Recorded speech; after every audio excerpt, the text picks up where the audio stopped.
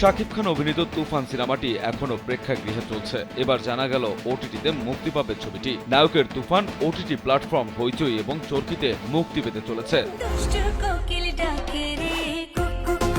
ঈদুল আজহায় প্রেক্ষাগৃহে মুক্তি পাওয়া এই সিনেমাটি দেশে প্রেক্ষাগৃহে ভালো ব্যবসা করেছে। সিনেমাটিতে শাকিব দ্বৈত চরিত্রে অভিনয় করেছেন, যেখানে তার সঙ্গে রয়েছেন কলকাতার জনপ্রিয় অভিনেত্রী মিমি চক্রবর্তী ও নাবিলা।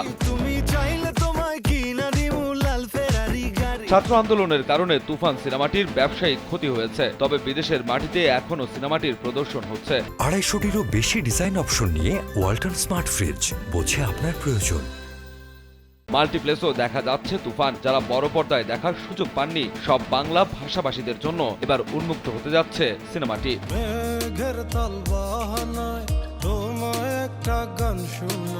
রাজু আহমেদ, কালবেলা।